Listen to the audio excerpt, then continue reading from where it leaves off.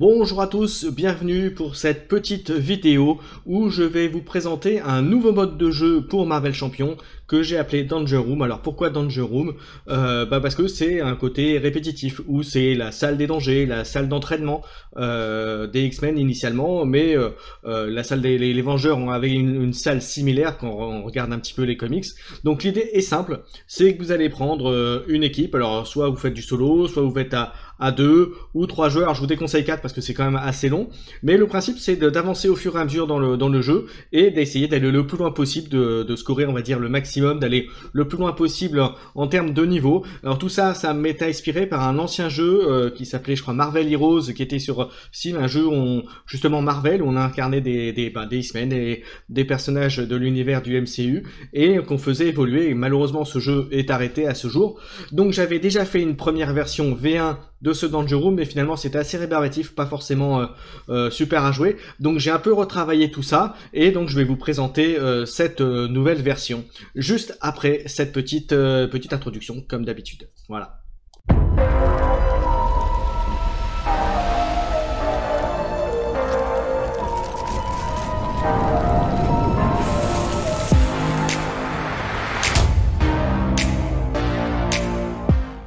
Alors voyons voir comment va se passer ce mode de jeu Danger Room. Alors le principe est assez simple, c'est comme je vous ai dit, c'est d'aller le plus loin possible, et pour ce faire vous allez affronter à chaque fois un vilain, donc une seule carte vilain, donc comme on dit la phase 1, la phase 2 ou la phase 3 en fonction de ce que vous aurez tiré.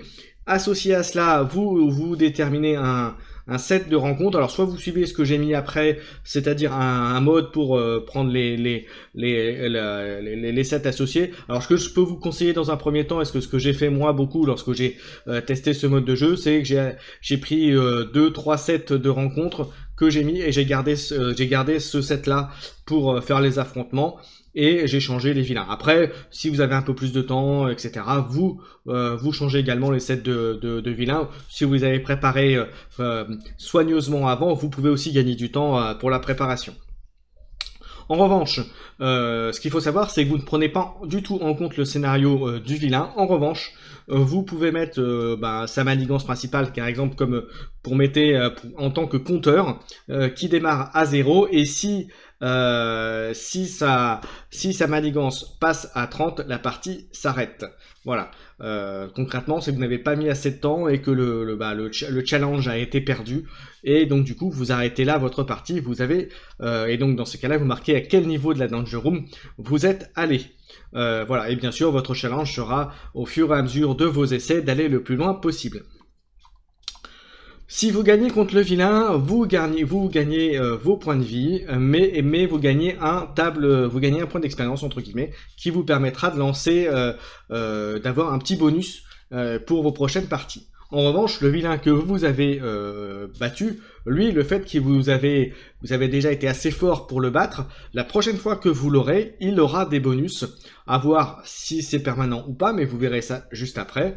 Donc comme je l'indique sur le document que vous pourrez avoir accessible sur ma page Facebook ou sur les autres pages Marvel, je vais essayer de voir si bien entendu si les administrateurs me permettent de le communiquer. Sinon vous pouvez m'envoyer un MP directement et je vous l'enverrai volontiers, voilà, que ce soit sur Facebook ou sur Discord. Si vous m'avez, n'hésitez pas à le faire, je vous l'enverrai volontiers.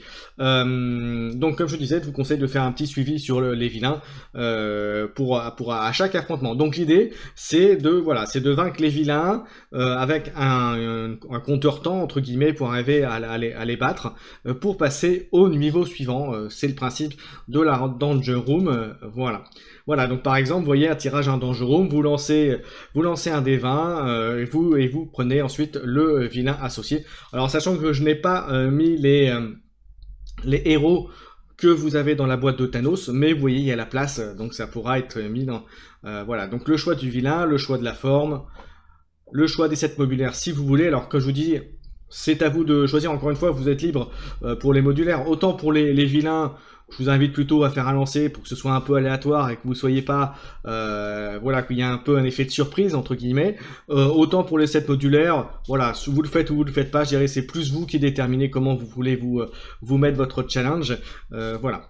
Ensuite, pour l'expérience, par un point, donc à chaque fois que vous faites une victoire, vous aurez un point et vous gagnez un bonus à votre héros. Et de la même manière, le vilain gagne des bonus également qui sont cumulables. Alors, vous voyez, par exemple, voilà, pour si vous faites un 1 sur le 1 d 6 pour le vilain, il gagnera une carte rencontre lors des 3 premiers tours. Si vous retombez à nouveau sur ce bonus, il passera jusque pour les 6, pour les 9, pour les 12, et ainsi de suite. Voilà, alors là, pour les 12, ça serait vraiment, vous serez vraiment beaucoup pénalisé. Voilà, voilà, c'était le mode de jeu, le mode de jeu Danger Room. J'espère que ça vous a plu, j'espère que ça vous servira, j'espère que vous l'utiliserez. N'hésitez pas à mettre vos commentaires, vos avis aussi, parce qu'après tout, voilà. Pour ceux qui ont connu la première version, n'hésitez pas à mettre si vous voyez une différence, si c'est pas plus simple. Moi personnellement, j'ai trouvé plus simple que ma première version. Et puis surtout, si vous aimez ce type de contenu, ce petit jeu de choses un petit peu fan-made, mais qui est fait pour encore ajouter encore plus de durée de vie, en sachant qu'il y en a déjà énormément de choses à faire dans le jeu Marvel Champion, n'hésitez pas surtout à mettre un petit pouce pour dire que vous aimez la vidéo, pour permettre aux gens qui aimeraient ce type de contenu de la trouver facilement. Vous pouvez aussi vous abonner à la chaîne puisqu'il y aura du contenu Marvel Champion et de manière assez régulière maintenant, même si ça n'a pas été trop le cas ces dernières semaines, je dois l'avouer. Et puis enfin, encore une fois, n'hésitez pas à partager, liker, comme disent tous les youtubeurs.